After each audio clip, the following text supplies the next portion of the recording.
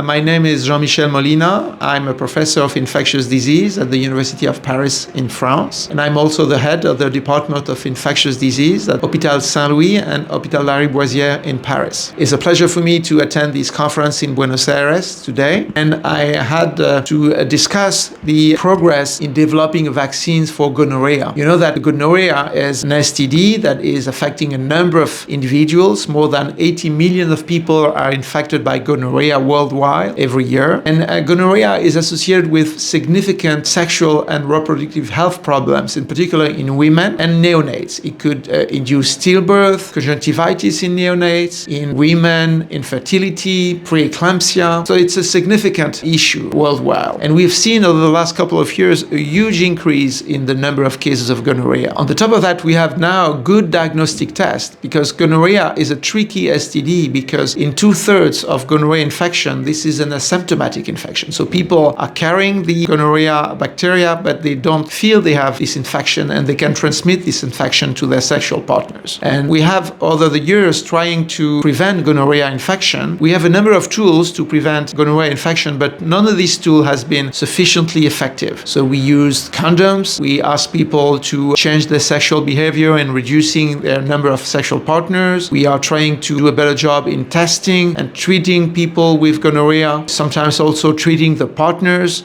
of people diagnosed with gonorrhea, trying sometimes also antibiotic prophylaxis in people who have high number of sexual partners, but really need a vaccine for gonorrhea to really being able to prevent this infection, in particular in young individuals or in people who have a number of sexual partners. Over the years, a number of attempts have been made to try to develop a vaccine for gonorrhea, but the problem with this bacteria is that gonorrhea does not induce a strong immune response, and people who have gonorrhea can have repeated episodes of gonorrhea. And that's an issue because the immune system is not strong enough to prevent future episodes. And that's why it has been difficult to develop a vaccine. And we still don't know what we should do to get a very effective vaccines. Recently, what was interesting was that the vaccine that was developed for meningitis B is due to Neisseria meningitidis, which is a bacteria close to Neisseria gonorrhea, the bacteria responsible for gonorrhea. So there has been, over the last couple of years, a number of studies, case control study, retrospective studies showing that vaccination, large-scale vaccination against meningitis B could induce cross-protection against gonorrhea in the range of 50 to 40% protection. But we're still lacking a prospective randomized trial to show that the vaccine against meningitis B could protect against gonorrhea. And there are right now 3 large clinical trials, one in France, one in the US, one in Australia, to see whether vaccination against meningitis B could cross-protect against gonorrhea. The preliminary results that we have right now are not sufficiently convincing, especially regarding the French study. We don't have yet the final results, but the preliminary results are not so great at this point. So we are still waiting for the final analysis and also from the results from the 2 other trials to make sure that this vaccine against meningitis B is indeed able to cross-protect against gonorrhea. But at the same time, we should continue to develop new types of vaccine. And there is a new vaccine that is developing